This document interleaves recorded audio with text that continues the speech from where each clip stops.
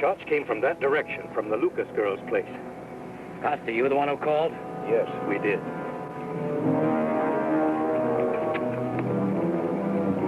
Maybe we shouldn't have called.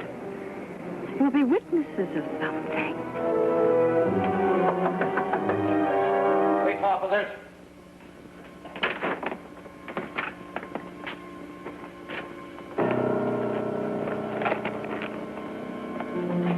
What happened, Miss Lucas? Prowler, I thought. Dead, Sheriff. She thought it was the Prowler. Just a mistake, huh?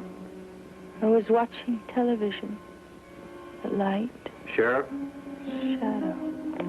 What's wrong? Both those shots are right on the money. He was dead from the first one before he hit the floor. But she shoots again. Prowler? You know who he is? It's Ward Garrison. He's up here with her every weekend for almost a year. And tonight she mistakes him for a Prowler.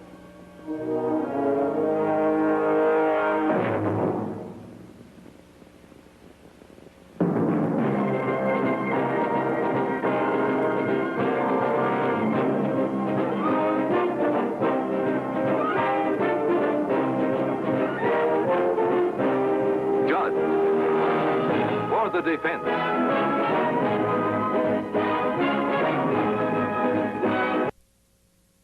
For the defense.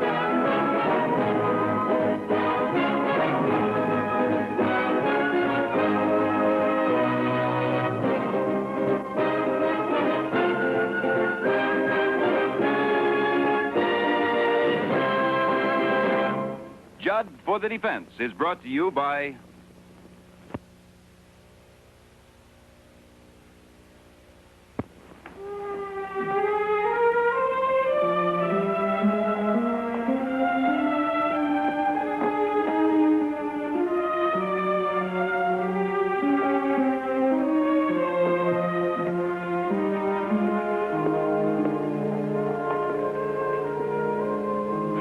It's all right, thank you. Clint, I was just going to the airport to find out if you're ever going to get here. Did you have time to read all the way through my wire? Wendy Lucas, brilliant girl, degree in anthropology, went to college with your sister. How's that? Incomplete. I took her out a few times. She could dance. What tripped her up?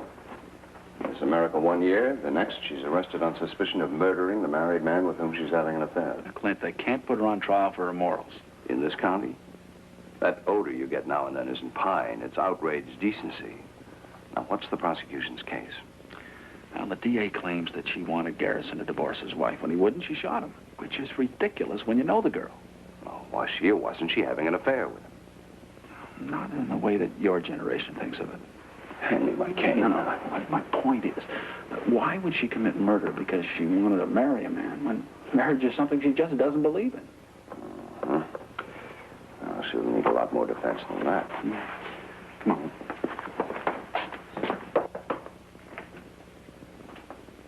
I didn't want Clinton, Judd. I told you that then. I just asked for you. All right. I don't mean to offend you, Mr. Judd, but I don't trust anyone over 30, and you are. I take it over 30. No, I'm not asking you to trust him. Just tell him what you told me. Let him ask questions. I want to see how prejudiced he is. Now, Wendy. What do you do, Wendy? I live. That's something to boast of nowadays. How do you live? I live as I was born, courtesy of my father. Of course, he writes everything down in a little book. We, talk about what happened, you suppose? Well, he was up for the weekend at Ward, you know. We had a quarrel. You know, this is really embarrassing because I can't remember exactly what it was all about. No, approximately. How to do a steak. Why men make the best cooks and all that. Anyway, he had a temper, and he walked out. He said he was going back to the city. So then it was a couple of hours later, and I was watching television, and it was the only light in the room. I heard this noise. The only thing I could think of was Prowler. There was a Prowler in the neighborhood. Everybody said so. And I had this gun in the night table. Ward gave me the gun because of the Prowler. Well, sure enough, the door opened, and there was this figure of a man, a silhouette. And you didn't recognize it? All I could see was the silhouette. So I said to it, "Stop!" But it didn't stop. It just kept coming at me. So I pulled the trigger. And I pulled until it went down. And then, when it didn't move anymore, I turned the light on.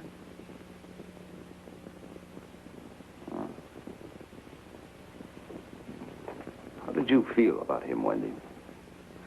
Which particular day? Which hour? I used to love him, but that didn't mean that I didn't hate him at times. Love, hate, love. He doesn't ask very prejudiced questions. Wendy, did you and Garrison ever discuss marriage? Yes, about his marriage. Why, it wasn't any good. Believe me, if there was anything between Ward and his wife that was worth preserving, I wouldn't have let him near me. I'm not a thief. Wendy, did you ever talk to Garrison about divorcing his wife and marrying you? He talked about it. I wasn't interested. You were in love with the man, and you told him not to leave his wife? There it is. The arched eyebrow. What sort of girl buys love without marriage? That's the question, isn't it? What's the answer? You wouldn't understand. Why don't you try me? I could try describing Beethoven to the deaf. Miss Lucas, may I remind you that when Beethoven finished his Ninth Symphony, he was in his 50s and deaf? Now, if you think I can't understand you, then I'm not the lawyer to defend you, and that's it. Oh, Clint, wait a minute. Let's don't go turning down cases before we've even considered them. I'll consider this one on condition that Miss Lucas do the same. Meanwhile, why don't you see about arranging bail for Miss Lucas?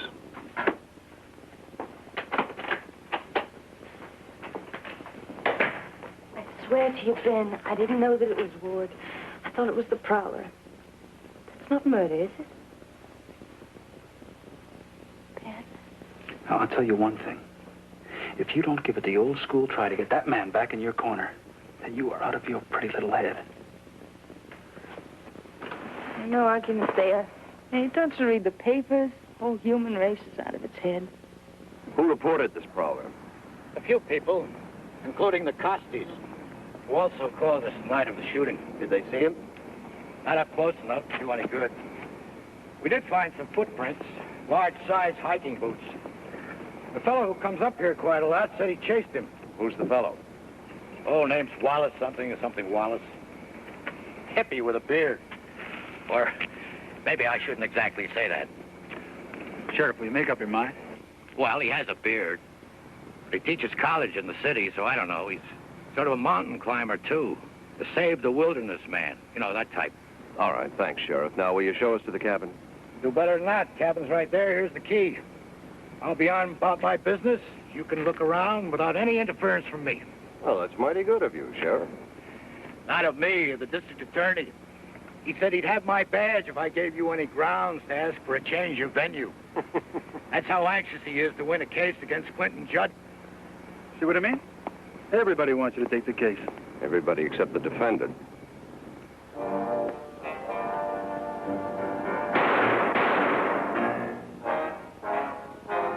Well, now, where would you say she was? On the bed. Yeah? Right. Okay, now how much of anything besides that picture can you see? Well, I can see quite a bit back here. If I were to come through this door right now, would you recognize me? Well, if you really want to make it a fair test, wait till my eyes adjust to the light.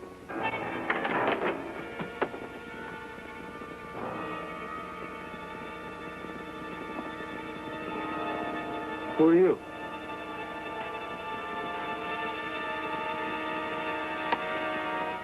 I beg your pardon. I didn't know there was anybody here. Are you Clinton Judd? Mm-hmm. It's all over town that you're going to be Wendy's lawyer. Well, it seems we've located Mr. Wallace something. Turn it around, Joe Wallace. I'm Wendy's friend. Came to pick up my things. What things? Why do you say it like that? Well, because I imagine Ward Garrison would have considered himself a friend of Wendy's, too. My things consist of 2 books, 3 record albums, and 1 slalom water ski. What does that conjure up to your lurid imagination? Pure friendship. Then I'll take what I came for, if you don't mind. We do mind. Get the district attorney's permission.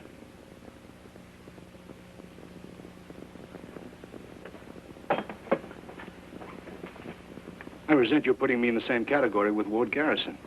How did you feel about the relationship between Wendy and Garrison? I thought that if she had this feeling of affection for Garrison, she had every right to express it. But why concentrate on me? Wendy has literally dozens of friends. Is Wendy a hippie? Oh, that's a good question. To explore it, we should consider the predicament of the person who drives into a parking lot. If there's only one empty space, no problem. But what if there are many empty spaces? This person may waste literally a fraction of his life going back and forth, trying to determine the most special place of all. Now, that's Wendy. I wouldn't pin the label of hippie on her. No. She doesn't agree with some of the things they go in for. On the other hand, she buys their philosophy of love. Two people with genuine affection for each other simply decide to live together. I've heard of the new morality. I've also heard it called no morality. Oh, I see. Well, did you know that I met Wendy when she was taking an archaeology course and I was the TA? Teaching assistant. In other words, I'm an archaeologist, and I know a fossil when I see one.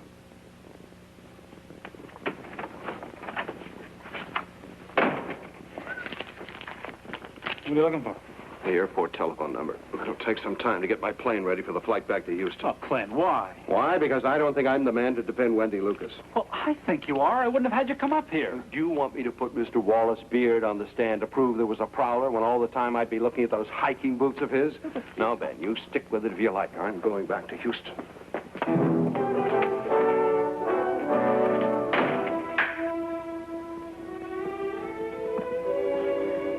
You know what you're looking to see in the bottom of that glass? How much booze is left? No, not you. You don't even like the stuff. What am I looking for? Parking place. Joe Wallace told you that. Nice man. You're a nice man, too, Ben. Why don't you do me a favor? Go back to Houston with Mr. Judd. Don't waste time on me. I'm not worth it. Hey, I thought it was a big part of your outlook that everybody is worth whatever we can possibly do to help them. Oh, that's right. All life is nature, and nature is God, so you have to treat everybody with love. That's the only answer to the cobalt bomb. So there was this person that I was supposed to love. How did I treat him? Are you talking about the prowler? Yes, why not? Prowler's a person. Maybe he was just hungry. Maybe all he wanted to do was listen to music with me. The least I could have done was ask him. Instead, I killed him. Wendy, before Mr. Judd leaves the hotel, will you please talk to him the way you've been talking to me now? Right. I've got to trust somebody. It's panic time. All right, I'll go get him before he leaves for the airport. Oh, not now. Please don't leave me now, Ben. My father image is appearing on the scene. Your what? My father. He's only an image to me. Hello. Mr. Lucas, Ben Caldwell, Clinton Judd's associate? I've talked to Mr. Judd on the phone. He won't commit himself to take the case. Is this the reason? Hippie love tryst slaying. Flower girl kills lover. I'm not now and have never been a flower girl. No? And what are you? Trust no one over 30, not even me, she says. And she takes up with a married man well over 30. Why? Father image? Bartender, dry martini, please. I've had to do everything for this girl by myself, including 4 years at a fancy college. After which time she still wasn't ready to do anything useful with her life. Wendy, I can't go on waiting for you to grow up. And don't wait anymore. I'll manage on my own. Like you managed to get yourself arrested for murder.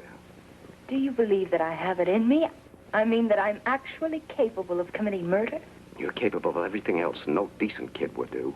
Why not this? Mr. Lucas, I don't think you know your daughter very well, but that's understandable because she's part of something new in this country. The whole point of it is to find a new level of decency and morality because the present level isn't good enough. In other words, Mr. Lucas, I believe Wendy to be a highly moral person who is not capable of murder, and we will defend her. Did Judd say that? No, but I say it, and I'm going up there right now to tell him.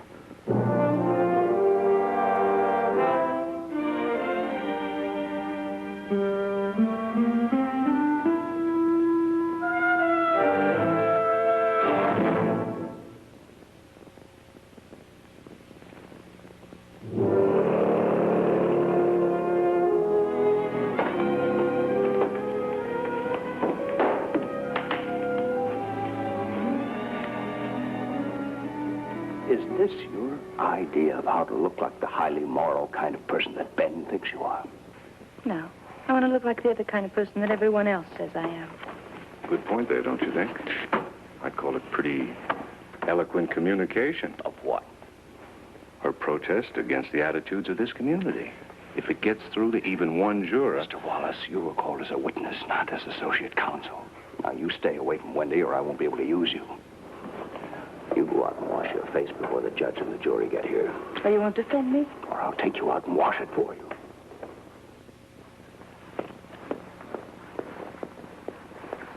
Smile, Clint. It's the DA on his way over. Mr. Judd, Leverett Cranfield. Cranfield, my associate Ben Caldwell. Caldwell. I must apologize for the heat, but as they say around the old Cracker Barrel, if you don't like our weather, just wait a minute. Are we going to be entertained with more samples of Cracker Barrel wit during the trial, Mr. Cranfield? Well, don't begrudge it to me, Mr. Judd. After all, that's what this little clam bake is about, isn't it? To see if the country boy can hold up against the city fella. I'm just a little old country boy myself. These exhibits marked in evidence the gun and the bullets. Now, what about the laboratory examination, Sheriff? We found clear fingerprints on the handle. Did you identify them? Yes, sir. The defendant's. Sheriff, would you now describe the furnishings in the cabin? That is, as to the amount of beds. Here they go on her morals. There was just one bed in the cabin. Your Honor, defense will stipulate that Miss Lucas and Mr. Garrison spent various weekends at the cabin as man and wife. If the court will please remind the prosecution that Miss Lucas is not on trial for the code of morals by which she lived. I thank Mr. Judd for his stipulation. Now that we have melted the ice on the lake, we can start some honest-to-goodness fishing. Sheriff, what, if anything, did the defendant say to you? Well, she was sort of in a state of shock. Or she acted like she was. Objection sustained. Sheriff Hawks, you know better than to express opinions. Yes, sir. What she said was, she mumbled something about a prowler. A prowler. Go on. Then she keeled over. We got her to the hospital. Did she say anything during the trip? Same thing over and over. How the prowler was coming at her. She shot him. The prowler came towards her, and she shot him in the back. That's it.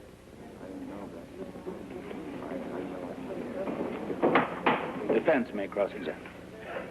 Sheriff, are these the points at which the bullet struck the body of the deceased?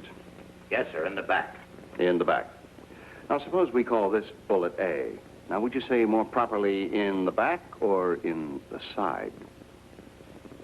Oh, kind of the side of the back. We'll accept that. Which wound was made first? No way of telling. Yet, as an expert, you testified that the deceased was either turning or moving away from Miss Lucas when he was shot. I did. But I suggest that if the wound in the side came first, the impact of the bullet almost certainly spun the body around so that a second shot would have struck the back of a man advancing toward her. It might, but Wouldn't you say that is probably what happened? I'd go as far as 50-50 either way. Well, that's something, isn't it? That's right, sir. We were just relaxing on the front porch when we heard the shots. And I know shots when I hear them. Fine, Mr. Costi. Now, think back. Was there any sound before the shots? Why, night sounds. Birds, wind in the trees, music. Music? There was a special symphony on TV, and somebody must have had it tuned in, not us. We like sort of plain music. So you heard music? Now, Mr. Costi, I want you to think back very carefully. Did you hear any other sounds?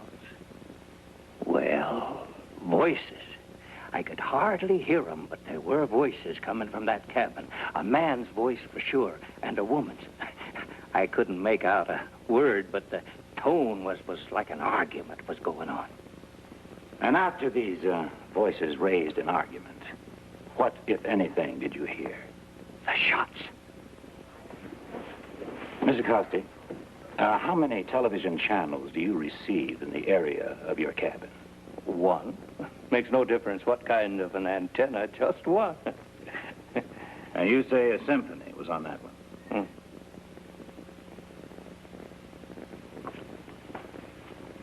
Judd, you may cross-examine. Scotsy, tell the court at approximately what time you heard the shots from the Lucas cabin. 10:30. I looked at my watch when I went to phone the sheriff. And how long before that did you hear the voices raised in argument? Oh, say 5, 10 minutes. Mr. Costa, you prepared to say under oath that those voices were not on a television commercial? You say you couldn't make out a word. Then how do you know if the voices were live or recorded? Well, they sounded real. Your Honor, I would like to introduce into evidence a station log, and I will later call the station official who will testify as to its accuracy. All right, Mr. Judd. Proceed for now. The log shows that the local channel telecast a dramatic commercial of a man and a woman with voices raised in argument from precisely 10:20 and 15 seconds to 10:21 and 30 seconds on the night in question. That'll be all, Mr. Costi. Accepted. Marked Exhibit G. Thank you. You may step down. The prosecution will proceed. Well, Mr. Cranfield? Your Honor, I beg the court's pardon, but it's it's a little hard to get up after being knocked down by the highest-priced bulldozer to ever invade this quiet countryside. I call to the stand Mrs. Ward Garrison.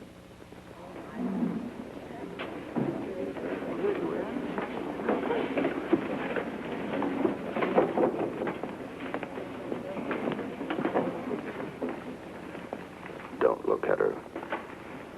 I've never seen her before. Well, keep your eyes away from her. We were married 14 years. And in those years of marriage to Ward Garrison, did you have any children? 3 children. Mrs. Garrison, I'm not going to keep you a second longer than I have to, cause you any more pain than you've already suffered. So I'll get right to the point. Did you know that your husband was having an affair with another woman? Oh, Jack. Yes? Truth is truth, man. Wendy Lucas and my husband. And because of what you knew, did you ask your husband for a divorce? No. I have 3 children to think of. Did your husband ask you for a divorce? No. He said he didn't want that. She's lying. Is she? Garrison could have talked divorce to you and never mentioned it to his wife. Is that correct, Mrs. Garrison? Why That not? is correct. Isn't that the way the game is played under old morality rules? No, I'm absolutely sure it is. Well, I lived with it. I Never didn't know mind. what If else you want to to think do. I'm lying, go ahead. Now, Mrs. Garrison, I'll show you a .32 caliber pistol. I'll tell you that was taken by the sheriff from Wendy Lucas at the time of the shooting. You ever see this gun before? Yes, it was my husband. Why did your husband have a gun? Well, he bought it about a year ago. He was threatened by motorcycle gangs on these mountain roads here. And where did your husband keep his gun? He'd leave it at home when he was in the city, and then when he'd come up here, he'd take it with him. Now, Mrs. Garrison, I must remind you, you're still under oath. When was the last time you saw this gun? Just before he was killed. He was packing his bag to go to her. And he put it in his bag, and he took it with him.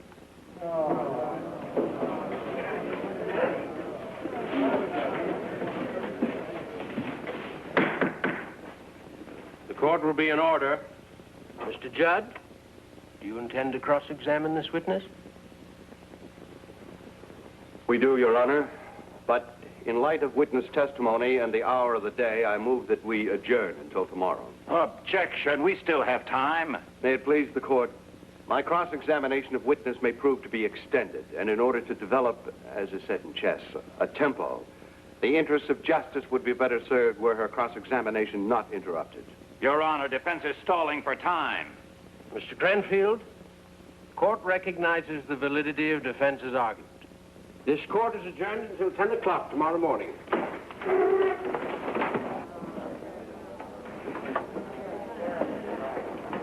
So Garrison gave her the gun because of prowlers, and she kept it in her night table. All right, Wendy, now, what about this? Not here, Ben. Take her back to the lodge. I'll talk to her when I calm down. If I calm down.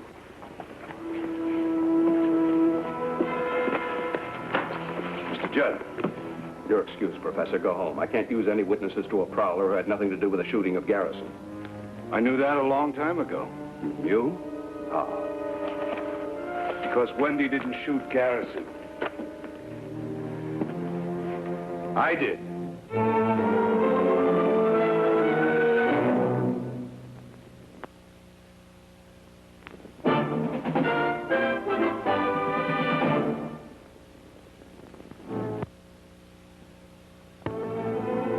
Mr. Judd, when I told you that if Wendy had these feelings about Garrison, she had every right to express them, that wasn't a candid expression of my feelings about the affair. Well, well, what are you, a throwback to the old morality? Nobody's perfect. Nobody knows himself either. I never made a move to touch Wendy. That doesn't mean that I like the idea about Garrison, which may explain the mood I was in when I ran into Wendy at the post office. When? Oh, 2 weeks before the shooting. I said to her, "How's your friend?" And she said, "My friend is a hypocrite." And that was all. She walked away. Are you saying that she didn't like him anymore? Apparently. I went to the city to work on my doctoral dissertation. I didn't come back till the night it happened. He usually parked his car down at the fire break. And when I didn't see it, I figured he wasn't there. What did I have in mind? Just a visit with Wendy. But when I got to the door, I heard them arguing. She was telling him she didn't want to see him, and he was getting rough. So, Sir Galahad, I charged in. And he took a look at this, and he asked her if she knew this dirty beatnik. Well, when you start like that, it can only get worse. He told me to get out. I told him to. He shoved me, and I shoved him back. And you're a mountain climber. And he was getting the worst of it, so he broke away, and he went to his bag, and he came up with the gun. Did he say what he intended to do with it? He intended to shoot me. Did he say as much in so many words? Look, I don't remember exactly what he said, but I do remember this, and it's an exact quotation. Even though he was raving like a madman. Prowler. You're the prowler. You're even wearing the right shoes. And you took that to mean he intended to kill you? Of course I did. So did Wendy. She threw something out of a magazine, I think, so I got my hand on the gun, and we wrestled for it, and it went off. 2 times. Look, I was scared. I'm not big on guns. I've done rappels down sheer mountain faces on fraying rope, but this thing had me scared. All right, then what? Then I don't know what. And Wendy came up with the prowler story. I told her no, I take my chances with self-defense. But she talked me into trying it her way. Oh, Ben, come on over and sit down. Joe Wallace is just telling us how he killed Garrison. That's all there is, except I shouldn't have let Wendy do it. That prowler story is full of holes. Well, you'll have to tell this story to the district attorney. You can do that right now. Or if you want to take a chance, you can seal your lips like the tombs of the pharaohs and leave it to me for a while. You misunderstood me, Mr. Judd. Archaeologists like fossils.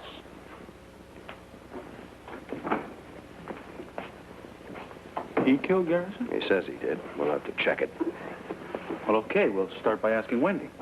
We'll start by asking some people who know Wallace whether he could have been at the cabin at the time of the murder. That is, you'll start there. You're young and strong. I'm going to the lodge and get myself a drink. Why can't we start with Wendy? Because maybe I don't trust anyone under 30.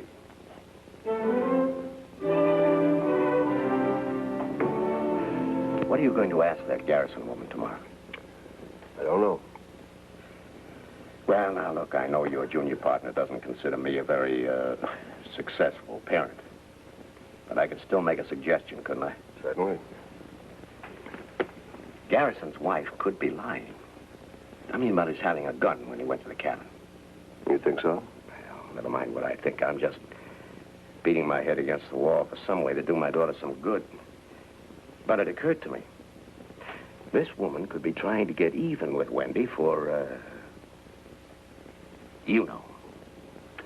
That's a possibility, Mr. Lucas. Will you use it?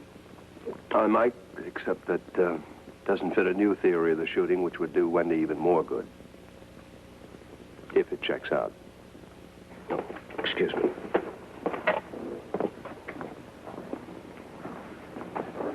Joe Wallace was at a meeting in the local hiking club. It broke up about 15 minutes before Garrison was shot. Well, did he have time to reach the cabin, or didn't he? Well, I'd have to drive halfway around the lake to find that out. Well, I think you ought to do that. Let's go see Wendy now.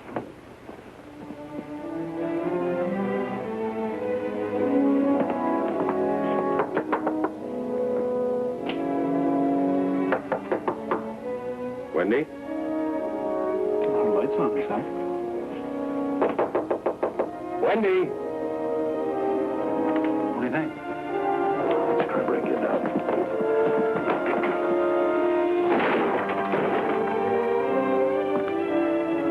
Call an ambulance. This was a roll. What did she take? Oh, I've got the bottle. They'll know at the hospital. Operator. Operator. I'll go with it. You stay here. No, clear enough. The bathroom mirror everywhere. Operator. Listen, number.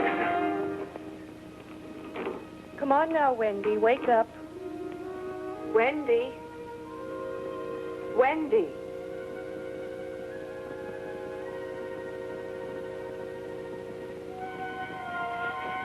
She'll be all right now. I'll tell her father. Thank you.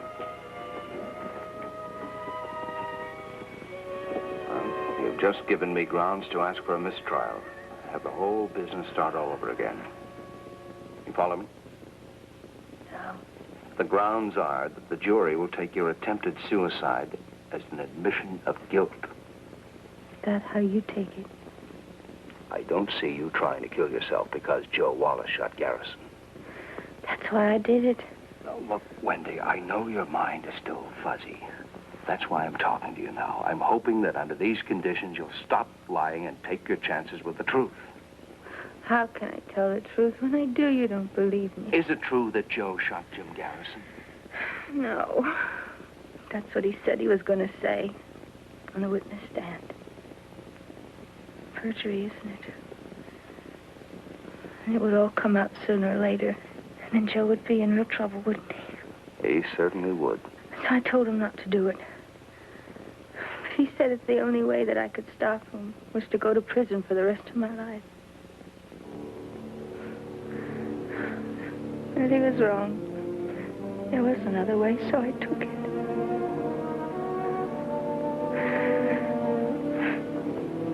Oh, why should I mess up another human's life?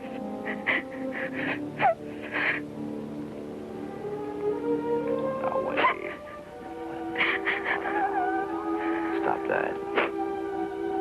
Wendy, we've got better things to do. You hear me, Wendy? Stop crying.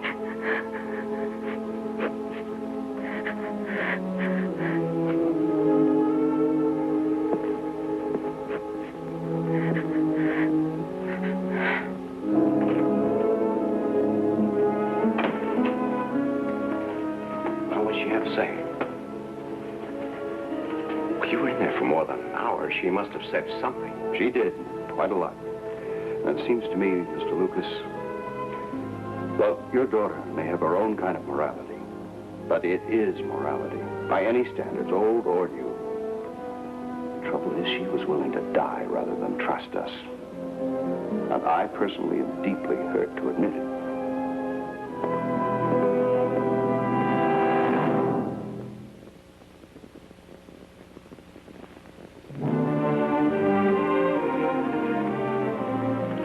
This court is now in session. Call Mrs. Ward Garrison to the stand. Your Honor, defense waives cross-examination. What was it he said about his chest temple? Prosecution will proceed. The prosecution rests, Your Honor. The defense will proceed. May it please the court, the defense calls as its first witness Ben Caldwell of counsel. You propose to examine yourself, Mr. Caldwell? No, sir. I do have an associate of some courtroom experience. Mr. Caldwell, have you any relevant information for this court concerning your activities last night? I do. Would you describe those activities? Acting on certain information furnished to me by the defendant, I conducted a search in the vicinity of the defendant's cabin, particularly amongst the logs piled up outside. Did you find any object of interest to this case? Yes, sir. What, if anything, did you do with this object? I placed it in a box, wrapped and tied the box, and put a seal on the cord. Is this the box? Yes, it is. Your Honor, we would like to have this marked for identification. Now, Your Honor, what kind of evidence is a box? I would like to know what's inside the box. So would I, Mr. Granfield.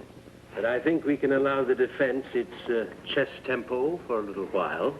Mark this defense exhibit H. Cross-examine, Mr. Granfield. Oh, thank you. Thank you, Mr. Caldwell. Your Honor, the defense calls Mrs. Ward Garrison.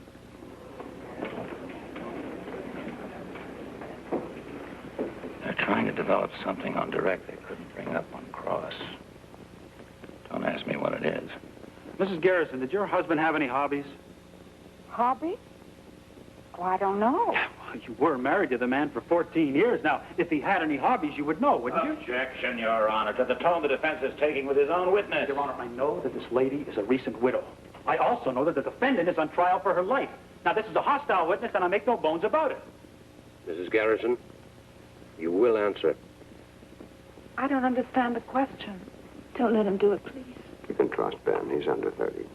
Mrs. Garrison, is it not a fact that the only hobby that your husband had amounted to a passion, and that this hobby was tape recording? Oh, yes, but I don't see what that has... How many tape recorders did your husband have? Well, he had one in his den, and one in his office, and then one I guess you would call a recorder for spying, with gadgets to listen in on the telephone and through walls. And did you know how to operate any of these tape recorders? No. Then you did not know their capabilities. I never bothered, no. And this tape recorder for spying with all of its gadgets, I could be wearing one right now and you wouldn't know it, would you? For instance, a hidden microphone in a tie tack, eyeglasses, a wristwatch. I couldn't tell, no. Thank you.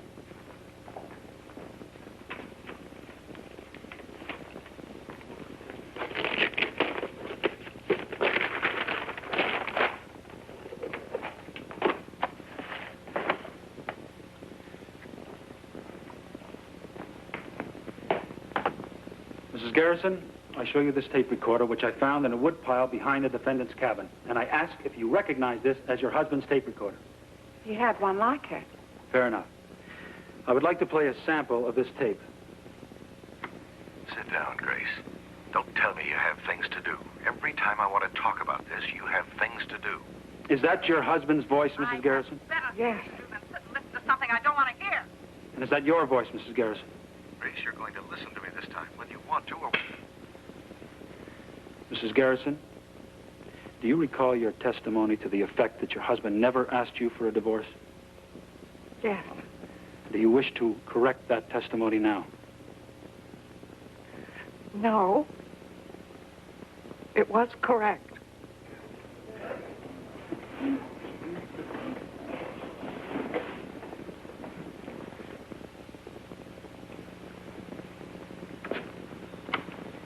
Ward, don't be a fool. Objection. Grounds? Well, these are voices from left field. Your Honor, Mrs. Garrison has identified her husband's voice on that tape, and his voice identifies her. Overruled. Right, you're alive. Garrison, do you want me to play the entire tape? No.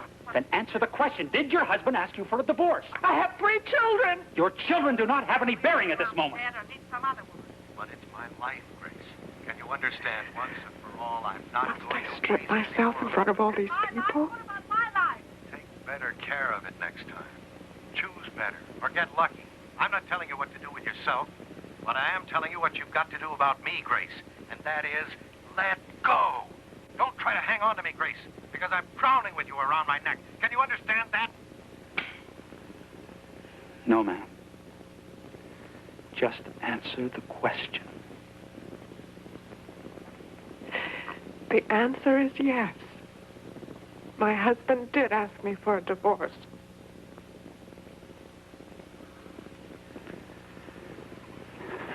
Prosecution may cross-examine.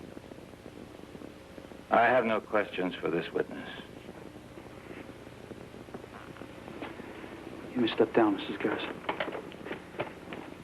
And leave the courtroom. Please.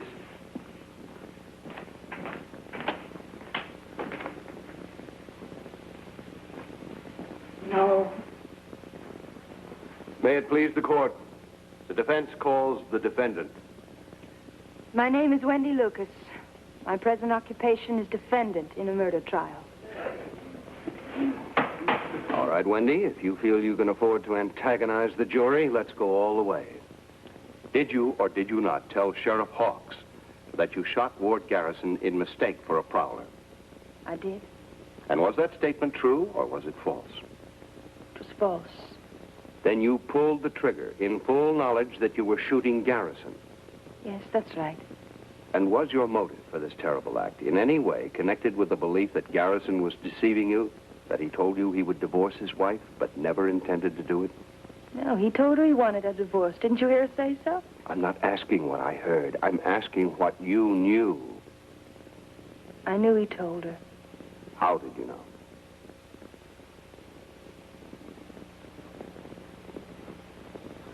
Was this tape recorder in any way involved? Oh, darling, I'm so glad to see you. Whose voice is that, Wendy? Mine? Well, now, if I'd known I was going to get this kind of reception, I would have stayed away longer. And that voice? Ward's. Oh, no. No, Ward, really. I thought you had some decency left. And whose voice is that? Mrs. Garrison's. Wendy, are you saying that Garrison made a recording of a pleasant scene between you and then played it for his wife? Yes. Meanwhile, secretly recording her reaction on a second instrument? Yes, now stop it, Mr. Judd. No, I think we'll let it run for a moment. I will Show not the jury give you a divorce. what kind of a man Ward Garrison was. How long does it take to get you to miss me so much? 5 minutes. Look at me. See what you've done to me, Ward. I don't have you. I don't even have any shame, or I'd leave you. All I have is this shell of a marriage. Oh, Ward, won't you let me keep it? Oh, stop it, please. Stop it. Don't do this to her.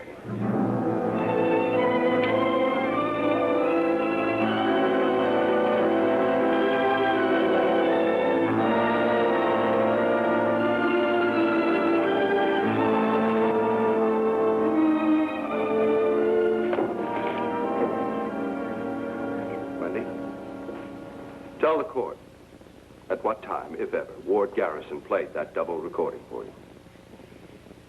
At the time I shot him. I mean, just before. Neighbors have testified that voices were heard from your cabin prior to the shots. Were those voices on that tape recording? Yes, he played it loud enough Why did Garrison play it for you?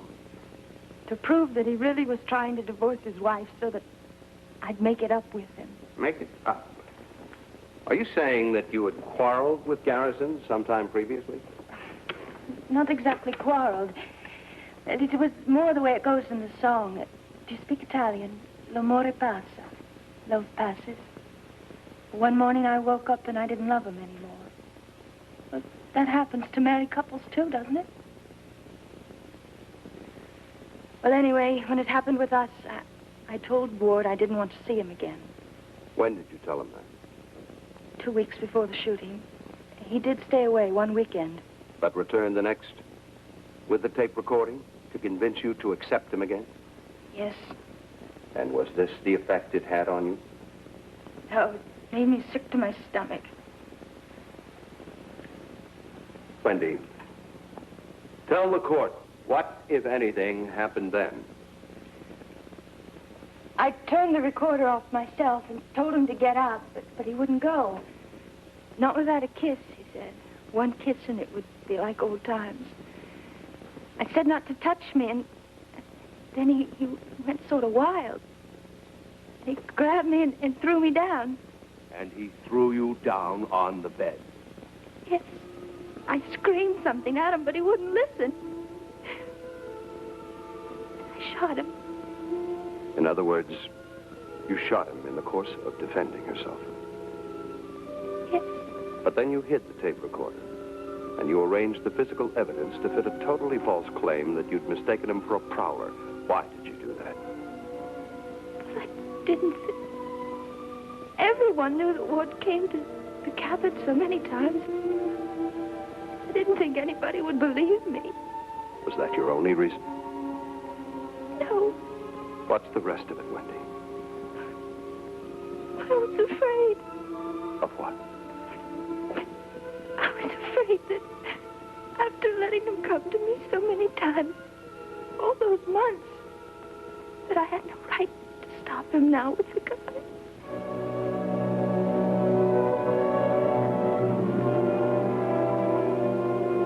Your Honor, defense rests.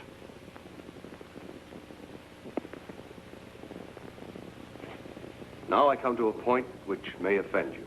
If it does, please direct your anger at me, not at Wendy Lucas. There is blowing in this land of ours a wind of moral change. Some think it's a change for the worse, some for the better. One thing is certain. No one can hold back the wind. And how was it spawned? Of what elements? Why, of all the shortcomings of our society. And also its advantages. For example, modern medicine, which has made childbearing optional, has, in the minds of some, made marriage obsolete. From this, we see developing a new moral code in which the man-woman relationship is sanctified by mutual affection, mutual need, and nothing else. Are we to condemn Wendy Lucas for believing in this code? I speak to you of change, and yet the more things change, the more they are the same. Wendy Lucas, whatever the novelty of her morals, is still a woman. And what has the law to say to us on this very special subject? From the earliest times of Roman law, we are told, femina templum est, a woman is a temple. Our society prefers its women like its temples pure and undefiled. But if they are defiled, they can be cleansed. What this means, very simply, is that any woman, no matter how many times she may have said yes, is still entitled to say no. A woman, even the lowest woman of the streets, has the right to reject the unwanted advances of any man, even if she has previously and willingly accepted him. At the moment she chooses to reject him, she becomes, in the eyes of the law, as pure and as inviolate as the day she was born. This is the right that we have given to our women through the centuries to protect them. And I'm sure that no matter what changes come to us, we will not take that right away. As I'm sure you will not take it away from the defendant, even though you may not believe in her code of morals. And I am sure that you will find Wendy Lucas not guilty.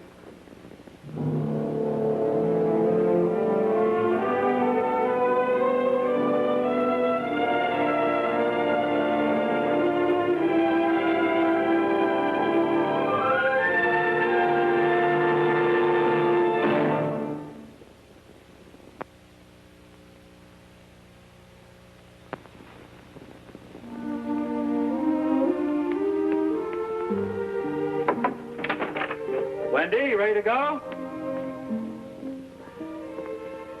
Car's all gassed up and your father's waiting for you. Well, would you please tell him I've decided no. I'm not going back to the city with him. Any reason?